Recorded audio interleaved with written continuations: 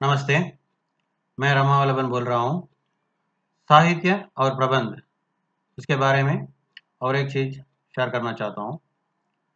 अभी हमें आज देखने वाला का चीज़ फेलियर मोड इफेक्ट एनालिसिस। तो फेलियर क्या होता है?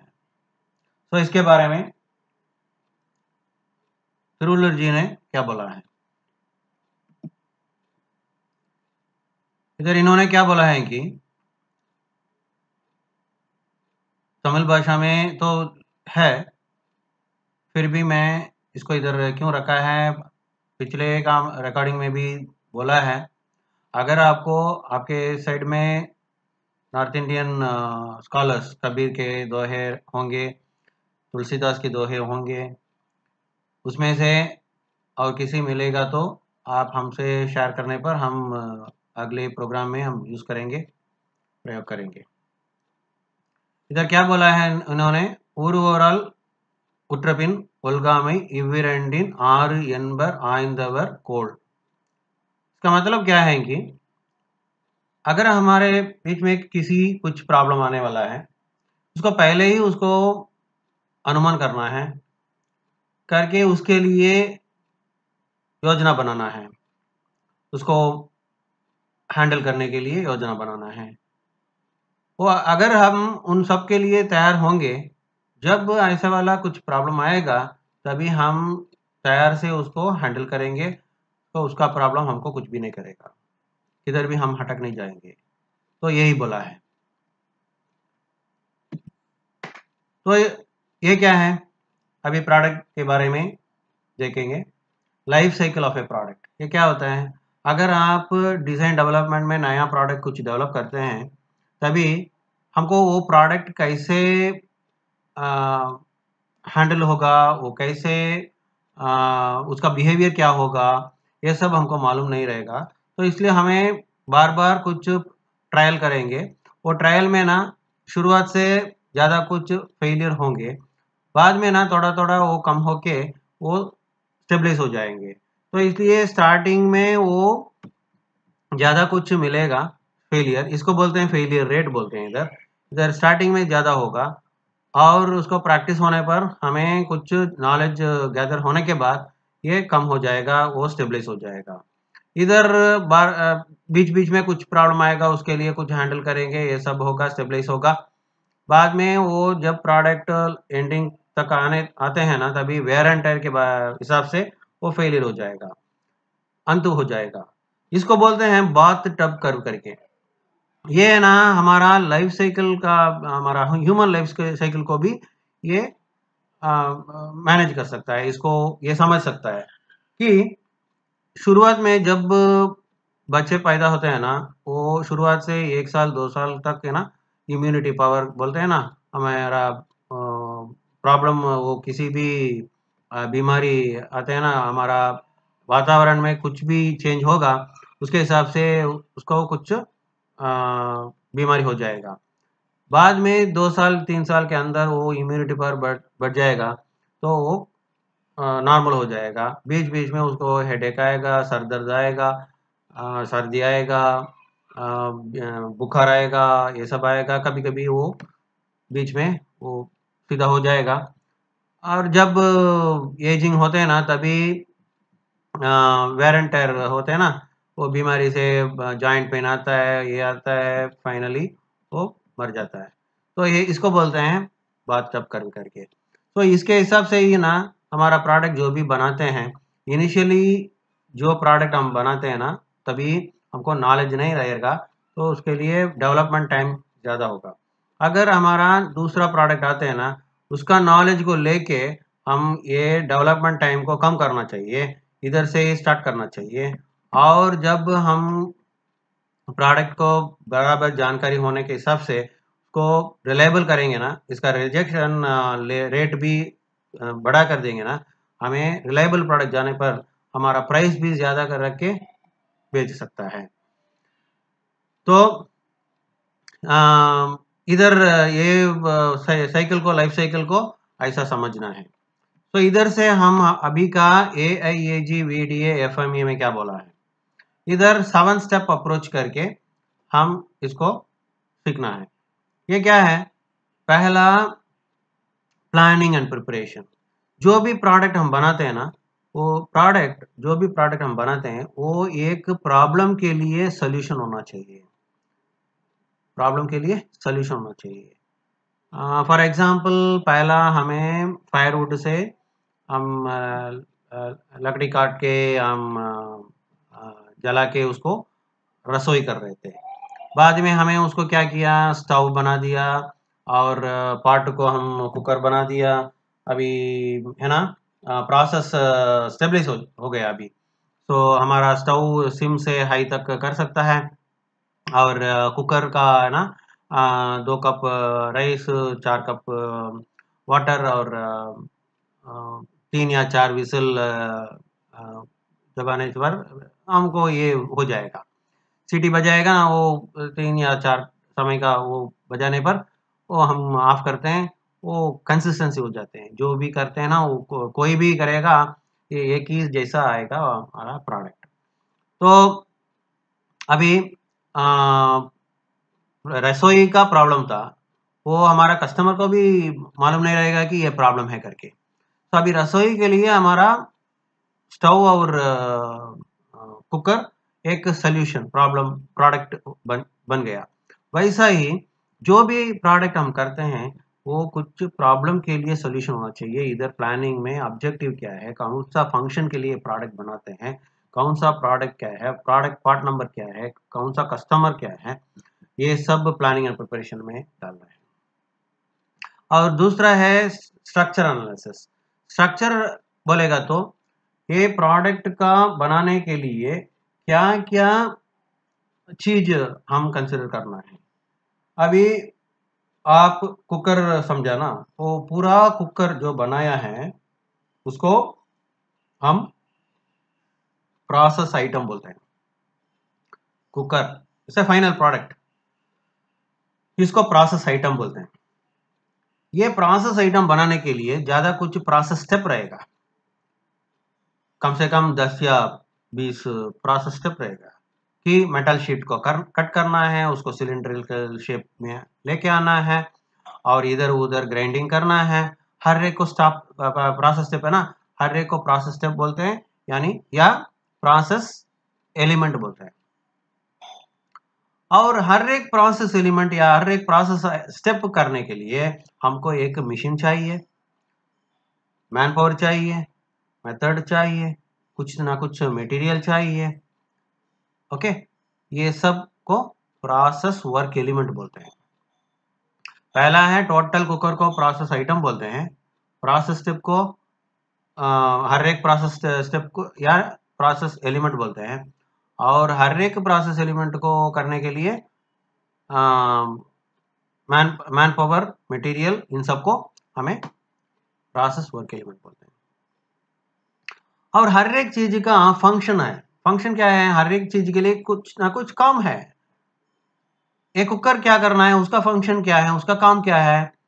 बराबर रसोई करना है, हमारा चावल को बराबर बॉइलिंग करना है, ये है फंक्शन।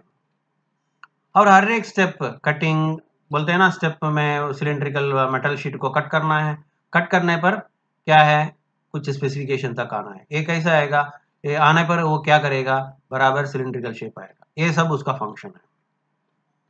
और आदमी लोग यूज करते हैं प्रोसेस वर्क एलिमेंट। आदमी लोग है, मटेरियल है, मशीन है। मशीन का काम क्या है, मैन पावर का काम क्या है, हर एक का काम जो भी है ना, उन सबको वो फंक्शन लिखना है। अभी फेलियर एनालिसिस। फेलियर एनालिसिस में क्या है, बहुत ही आसानी है ये फेलियर एनालिसिस। जो होना है वो नहीं हो रहे हैं, वो प्रॉब्लम है। जो न होना है वो हो रहे हैं, वो प्रॉब्लम है। अभी समझिए, कार को की डाल के स्टार्ट करते हैं, स्टार्ट करने के बाद वो स्टार्ट करके मूविंग करना है, वो अगर नहीं मूव होते हैं ना तभी प्रॉब्लम है। अभी कार तो चल रहे हैं, अभी बीच में उसको रुकाना है, तो रुकाने के लिए उसको ब्रेक दबाते हैं, गाड़ी नहीं स्टॉप हो रहे हैं, ये प्रॉब्लम है। वैसा ही हमारा कुकर में वो जो 3 विसिल, 4 विसिल, 6 विसिल ये सब हो रहे हैं, अंदर चावल तो बॉइलिंग नहीं हो रहे हैं, तो प्रॉब्लम है। अभी स्टोव है, मैं एक एग्जांपल बोलने वाला हूँ, वो अंत में बोलूँगा वो स्टोव के बारे में। ये अंत तक देखने का है, ये हमारा प्रैक्टिकल एग्जांपल भी देने वाला हूँ इसमें। उधर एक दूंगा उधर स्टोव के बारे में। तो फेलियर क्या बोलते हैं, जो भी होना है नहीं होते हैं वो प्रॉब्लम होता है। अगर वो फेल होगा, उसका रिस्क क्या है, उसका क्या है, उसका मतलब क्या है, वो रिस्क, वो फेलियर होने के बाद फेलियर हो रहे हैं, ठीक है, होने पर क्या है उसका, तो रिस्क क्या है, उसका सीवियरिटी क्या है, उसका इफेक्ट क्या होगा, वो डालना है। उसका मिटिगेशन, ऑप्टिमाइजेशन, ऑप्टिमाइजेशन में क्या है, उसको प्रिवेंट करने के लिए प्रिवेंशन मेथड क्या है, वो डिटेक्शन मेथड क्या है, वो इंस्पेक्शन का क्या करना है, उसको प्रिवेंट करने के लिए क्या करना है, उसके उसके लिए प्लान करना है। इन सबको नंबरिंग का चीज है, वो सब सीवियरिटी अकरेंस डिटेक्शन के लिए नंबरिंग है, वो सब भी डाल सकता है। और अंत में रिजल्ट डॉक्यूमेंटेशन, अभी जो भी आपने रिसर्च किया था ना, ये पूरा का पूरा उसका एक्सपीरियंस को रिजल्ट को डॉक्यूमेंट करके, जो भी उन लोगों का कंसर्न पीपल हैं, उन लोगों उन सबको, सब आदमी लोगों को इन्फॉर्म करना है, कम्युनिकेट करना है। अभी फेलियर एनालिसिस को अंडरस्टैंड करना है। फेलियर इफेक्ट, इफेक्ट क्या है, अगर समझिए आपको सर दर्द है, सर दर्द बोलेगा तो आप पहला सर दर्द करके आप इफेक्ट, इफेक्ट को आप एक्सपीरियंस करते हैं, that is what is experience, अनुभव करते हैं। वो फेलियर मोड क्या है, अभी हमारा नर्व्स जो है वो टायर्ड हो गया, उसके अंदर खून जो जाना है, ब्लड जो जाना है, वो तो उसी क्वांटिटी पे जाते हैं, लेकिन हमारा नर्व्स जो है वो सब थोड़ा टायर्ड हो गया, तो उसके हिसाब से वो स्ट्रेस ज़्यादा हो गया, ये हमें हमें एक्सपीरियंस करते हैं, अनुभव करते हैं सर दर्द करके। अभी ये फेलियर मोड कैसे हो गया, वो है फेलियर काज। हमें ठीक समय पे खाना नहीं लेना है, ठीक समय पे नहीं सोना है, और डस्ट एनवायरनमेंट है, ज़्यादा कुछ स्ट्रेस है, ये सब कॉसेस हैं। आप समझिए एक प्रोडक्ट, आप समझिए आप एक प्रोडक्ट, आप प्रोडक्ट जब समझते हैं, आपको जो भी नई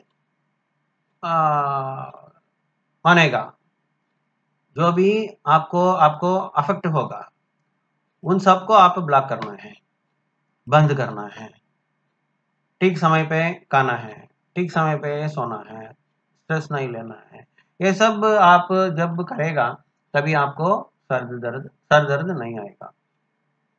तो ये है फेलियर को अंडरस्टैंड करना है। इधर है हम एक हमारा घर में जो हुआ है उसके बारे में शेयर करना चाहता हूँ। ये है हमारा स्टोव, 3 बर्नर का स्टोव है। जब वो जल रहा था, तभी अचानक वो बस्ट हो गया। तो हमें गैस कंपनी से बात किया, संवाद किया, वो लोग बोला कि सम सर्विस इंजीनियर आया, वो देखा है कि इसमें गैस लीक तो नहीं है, गैस लीक रहेगा तो ही ये बस्टिंग होगा, एक्सप्लोड होगा, नहीं तो ये हमारा प्रॉब्लम नहीं है, ये मैन्युफैक्चरिंग डिफेक्ट नहीं है। इसके लिए हमें वारंटी कवरेज नहीं है और ग्लास को वारंटी नहीं है करके वो बात करते हैं। हम बोला है कि ये सेफ्टी का इश्यू है, हमारा बीबी तो नेक्स्ट रूम में वेजिटेबल कट कर रही थी, अगर बाजू में कोई रहे था, सामने पर कोई अ, होंगे तो उन लोगों का कुछ एक्सीडेंट हो सकता है, तो इसलिए मैं अंत तक मैंने इसको माना नहीं। मैं तो उन लोगों का क्वालिटी मैनेजर को कनेक्ट करने के लिए बोला था, वो सर्विस मैनेजर अंत तक नहीं कनेक्ट किया। अंत में समहाउ उन लोगों से बात करके इसको चेंज किया मैंने। ये तो अलग बात है। और इधर वो लोग बोल रहे हैं कि ये गैस लीक जब रहेगा तो ही होगा करके। मैं उनसे बात कर रहा हूँ, उनसे बोल रहा हूँ कि अगर कुकर है ना, कुकर के ऊपर से जब वो विसिल दबाते हैं या विसिल बजते हैं, विसिल के पहले वो उधर से पानी आएगा, वो पानी का टेम्परेचर और गैस ग्लास का टेम्परेचर डिफरेंस हो सकता है। ये डिफरेंशियल टेम्परेचर के हिसाब से ये एक्सप्लोशन हो सकता है, ऐसा कुछ संभावना हो सकता है। ये सब उन लोगों को समझाने के लिए मैं कोशिश कर रहा हूँ, वो लोग समझते नहीं है। तो ये ऐसा करेगा ना, हम कस्टमर का जो भी प्रॉब्लम को बराबर अंडरस्टैंड नहीं करते हैं, हम कस्टमर को लूज हो सकता है और इसका एडवर्स मार्केटिंग भी हो सकता है। मैं इधर कौन सा ब्रांड है करके मैं इधर बोलना नहीं चाहता हूँ, फिर भी ना ये सब एडवर्स मार्केटिंग हो सकता है। लोग इसको समझना है। आप लोग जो भी आप प्रोडक्ट में काम करते हैं, उसका फेलियर को बराबर अंडरस्टैंड करना है। और कस्टमर जब भी आपको प्रॉब्लम के बारे में कुछ बोल रहे हैं ना, उधर कुछ रियल मीनिंग हो सकता है, रियल मतलब उनसे हो सकता है। उसको अंडरस्टैंड करके हम उसके लिए करेक्ट एक्शन लेना पड़ेगा। ठीक है। और ये एफएमए के बारे में एक ई लर्निंग सीरीज हमारे पास है। इसका एडवांटेज क्या है कि ये क्लासरूम का एनवायरनमेंट आपको मिलेगा। पूरा का पूरा अंडरस्टैंडेबल लैंग्वेज में पीपीटी रहेगा, और अंग्रेजी में पीपीटी रहेगा और अंडरस्टैंडेबल लैंग्वेज में हम दे सकता है, और इजी टू अंडरस्टैंड। और ये सब है ना 15 या 20 मिनट का ड्यूरेशन में मॉड्यूल रहेगा, क्योंकि आपको स्पूलिंग नहीं होगा, वो लोडिंग जल्दी हो जाएगा। और आपको सॉरी ये ये जल्दी हो जाएगा, आपको करने के लिए सीखने के लिए आसान रहेगा। और इसके बीच में फ्रीक्वेंटली एवेल्यूएशन क्वेश्चंस भी आएगा। अ, आप उसको आंसर करने पर नेक्स्ट लेवल को हो जाएगा, नेक्स्ट लेवल को ले जाएगा। फिर अंत में आप एक असाइनमेंट करके सबमिट करना पड़ेगा। ये जब पूरा करेंगे और हम मार्क देंगे सबको, ये करने पर पूरा होने पर आपको सर्टिफिकेट भी मिलेगा। इसका एडवांटेजेस क्या है? पार्टिसिपेंट्स है ना, छुट्टी में नहीं जाना है। और जब भी कंपनी में ट्रेनिंग देते हैं ना, उन लोगों को काम से नहीं बाहर लेना है। और काम होने के बाद उन लोगों का जब भी समय मिलते हैं ना, तभी ले सकता है। और फैकल्टी का boarding, lodging, non value added time, ये सब नहीं होगा। नो ओवरहेड चार्जेस फैकल्टी के लिए, no indirect charges on marketing. जो भी आप खर्च करते हैं ना, पूरा का पूरा एजुकेशन के बारे में ही रहेगा। आप जब इसको पसंद होगा तो इसको लाइक कीजिए, कमेंट कीजिए जो भी हो, और शेयर कीजिए सब लोगों को, सब्सक्राइब कीजिए। और बहुत बहुत धन्यवाद।